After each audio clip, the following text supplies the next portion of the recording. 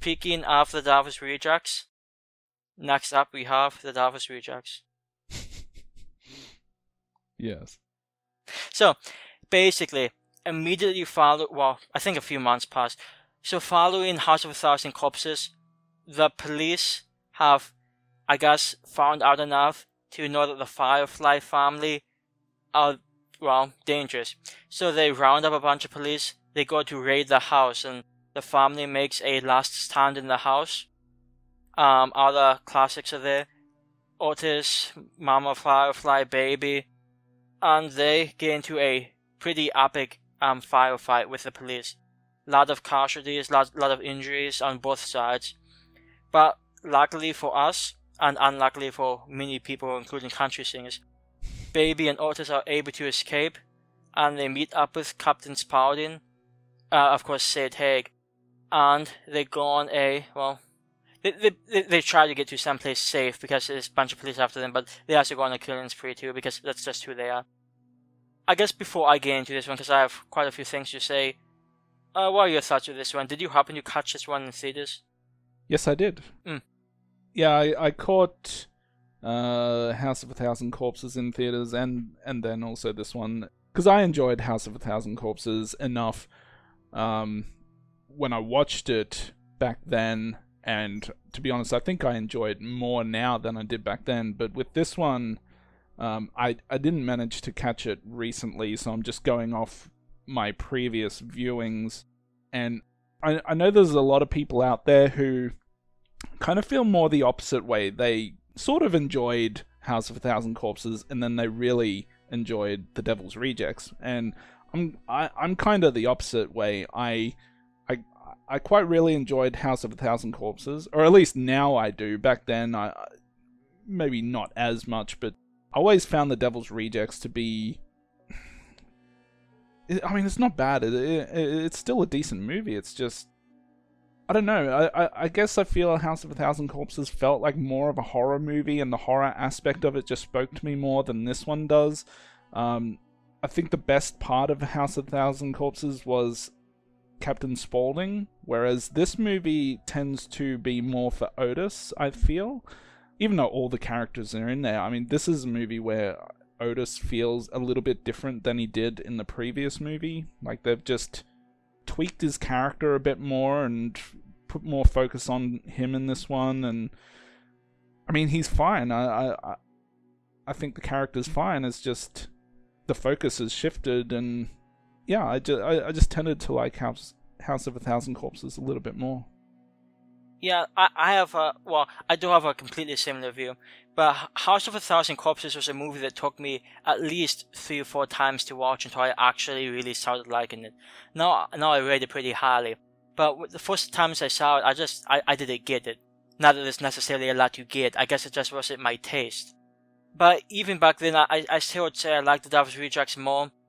I'm not sure if that's true nowadays. I think Devil's Rejects is a fantastic movie. I think it's fun, and I actually find I find the ending, I wouldn't go as far to necessarily call it emotional, but I think it's a very, very quality ending. I've not seen, on a side note, the newest movie, being Three from Hell, so I don't know how that goes, but ignoring that movie, the ending to this one, it goes out on a pretty good note. Mainly because I just love the interaction between Spaulding, Otis, and Baby. I've never liked Baby's character that much. He's just way too, I don't know, over the top whiny for me. But she has pretty good scenes in this movie. One thing I appreciate about this movie that maybe some people wouldn't is I don't know, to me, it somewhat humanizes some of these characters. I personally feel sympathy for some of these characters throughout the movie. They're chased by this cop, which they should be, they should probably be in jail. But this police officer is also using means that he shouldn't be to capture them, in my view. And there's some scenes between Baby, Otis, and Spaulding that, I don't know, it really hits me. This one toward the end where the 3 of them are sort of tied down, and they're going to be basically tortured. And this guy's going to torture baby, but then Captain Spartan's like, hey, do it to me. You know, I don't know. To me, it sort of shows, no matter all the horrible things he's done, they have some semblance of feeling for each other. And that's just something I appreciated this movie doing. I guess that's the other thing about it is William Forsythe's character in it. Because he wasn't in the first one and he kind of just gets thrown into it, and now he's suddenly like one of the big characters to the plot. I just didn't quite care enough about his story or like his reasoning for being in the movie. I mean, it's fine, you know, but I guess just because he pops up and he wasn't in that first one, it just you know, it just didn't do it for me. Yeah, so I was actually, I'm okay with Forsythe. I think he's fine. My biggest problem with that story is the whole Danny Trejo thing. Mainly because, I don't know, I just... I'm trying not to get into some anti-Trejo rant, but he doesn't need to be in every movie ever made. I get it, but give me a break. Like, he's fine in this movie. I don't hate him, but the whole bounty hunter thing, I didn't care that much for. I really did like on I guess the opposing side. I liked Khan Foy's character, and here's a pretty good conversation about whether or not he would engage in carnal activities with chicken. So that's worth watching. Well, I mean, it's been a little while since I saw 3 from Hell, but I'm pretty sure I recall Danny Trejo being in that. I can't. Oh boy. I could be wrong. I'm just having a quick look just to see if his name... Oh, yeah, he is in it. Oh boy.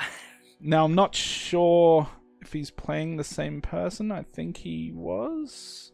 I'll have to look up the Devil's Rejects just to make sure it's the same character. I think it is. I can't... Like I said, it's been a while since I actually watched the Devil's Rejects, so I'm just going off the top of my head from the last few times I watched it. I can't recall if anything happened to his character in this, and I don't think so. And I guess for people out there, Dallas Page, he plays like Danny Trejo's sidekick to the movie. I guess any wrestling fans out there will be very familiar with him. I mean, it would have been nice if he gave the diamond cutter to one of these bad guys, but hey, you can't win them all. You're probably sitting there thinking, what the hell is that? Yeah, so I saw the name Dallas Page on the IMDb page, and I'm like, I have no idea who that is. He's he was a pretty famous wrestler, mostly in WCW. In fact, he was probably champion of WCW for a while there. And his finishing move is a move called the Diamond Cutter, because his name is Diamond Dallas Page. That's his wrestling name. So, I don't know, it's just kind of amusing. If you think about The Rock and some of the movies he's been in, I'm pretty sure I've seen him use his finishing move in at least 1 or 2 movies. That seems so gimmicky. It's gimmicky, but depending on the type of movie it is, I remember him doing it in, I think it was The Rundown, which is known as Welcome to the Jungle in Australia, but it's just one of those fun action movies that, is a bit over the top, and it suited that type of movie. But, when you're watching a Rob Zombie movie, you can put some stupid stuff in it. I mean, a lot of people think the movies are stupid in any case, so... Although, I would say this is, even if you like House of a Thousand Corpses more than this one, which is understandable because that one is obviously a lot more horror than this one, I mean, just by the feel. Devil's Rejects is still probably in his top 3 or 4 movies, I would say. Mainly because, aside from these 2 movies, how many good movies has Rob Zombie done? Well, I mean, I'm not going to say that The Devil's Rejects is nowhere near as good as House of a Thousand Corpses. I think it's close. It's just, I still prefer House over this one. I do enjoy some of the character interactions outside of the 3 main characters. Mother Firefly, who her actress was replaced in the first movie, she was played by Karen Black. This movie, they had, what's her name, Leslie Easterbrook. I think it's a fine change. I mean, I think she does a pretty good job with her role. and she doesn't get that much screen time, but I do like her interactions with William Forsythe. Just because throughout the movie, she's clearly just as mentally unstable as everybody else. She might have I guess a more normal type demeanor sometimes, but she is certainly not normal, which is pretty much, you could say, the same for everybody in the family. I sort of enjoy also some of the lesser known family members, such as Tiny, who popped up a few times throughout the movie. He's probably more memorable in the first movie just because of his few scenes, but I enjoyed him here. And again, I thought he had a pretty emotional final scene too. One thing I also wanted to, touch a little on is, obviously if you've seen these two movies, you know this, but the tonal shift from the first to second movie is just amazing. The first was a somewhat psychedelic-ish slasher movie, or slasher-esque type movie. I wouldn't quite call it slasher. But this movie's more like a road trip, action-y type movie. And of course the ending in the first movie heavily dealt with the character of Dr. Satan. And of course this movie doesn't bring him up once, if I recall. And I just find the idea to take a sequel and change the whole presentation, I just find it such an interesting idea. And I can't imagine it necessarily working out in that many cases, but I think Rob Zombie did a pretty good job with this movie, making it work. Because even if it feels a lot different from the first movie, the story arc the characters take seems decently realistic to what you might expect would happen. Mm-hmm. Plus you get official clown business. Hells yeah. I appreciate though, he did give that kid quite a lot of time to come up with a reason that he hates clowns, so. That's right. Yeah, that was amusing. And the Tutti fucking Fruity. Yeah, that's what I say. That scene, I have to say, the first few times I saw this movie, I probably didn't care for that scene mainly because, like I said, I think Baby's a pretty annoying character. She's sort of funny when she's holding the women hostage. Like, there's a scene in which Otis is touching one of the women, and she's just sort of in the background blowing at one of the women's hair. Just keeps blowing at her, just trying to piss her off. Yeah. So that's so funny. But the 2D fucking Fruity scene is also amusing, mainly, and for me, it's because that, it shows decent relationship between Spalding and Baby. Again, I guess I bring this up. I once got into a conversation with another horror fan, and the issue with this movie is they didn't think the Fireflies, the Firefly family, had any sympathy behind them. Which, is something that's, obviously, it's a personal perspective opinion type thing. But this individual also went on to say that she didn't think the characters themselves, there's no love between Otis and Spalding and Baby, and like, dude, did you even watch the ending? Like, it's clear to me, at least as much as they're able to, there's some emotional involvement there. And it just, like I said, even though these people are horrible people, I do like the idea that they try to make them, I guess, more like people as opposed to the monsters that they pretty much were in the first movie. Yeah, I'd agree. This movie does help bring them together a little bit more. I know in House of a Thousand Corpses, even though they did seem, they were technically a family there, it's just a bunch of random personalities, really, and yeah, it helped connect them a little bit more in this one. Yeah, I guess under those stressful times, it bears fruit and such.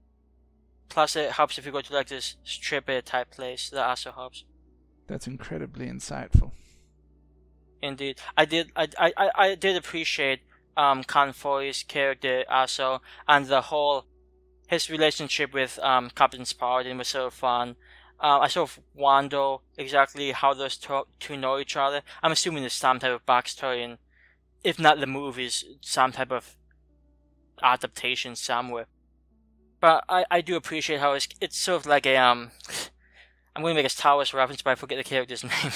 So I apologize to any sci-fi fans out there.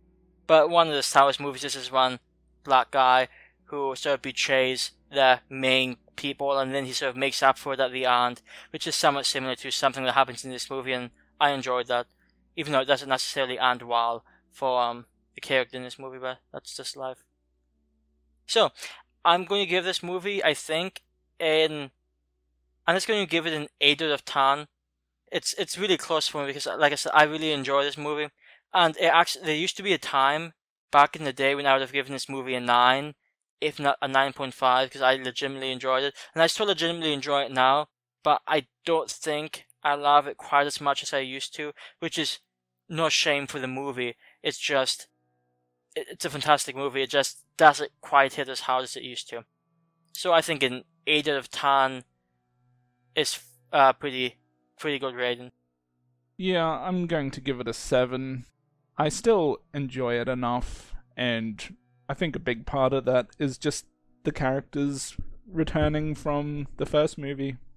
And, I mean, they do expand a little bit on their dynamic with one another, but I feel like, yeah, it's just a little less horror in this one compared to the other one, and I really enjoyed the horror aspects of House. So, there's still a lot to enjoy here. Assuming you're not one of those people who just, shits on anything just because Rob Zombie's name is on it. To be honest, I think people go a little overboard with that. Yes, he does have, a certain style of filmmaking. If that doesn't suit you, that's fine. But, people just saying you make shit movies, I mean, that's not really fair, I think. It's funny, one of the main complaints to say about this movie is the the quote-unquote overuse of vulgarity. First of all, I to an extent, I sort of get it, but at the same time, I mean, but like, what type of prude watches a movie like, oh my god, you said fuck too many times? Yeah. They are out there. Well, yeah, but they probably should be watching a Rob Zombie movie.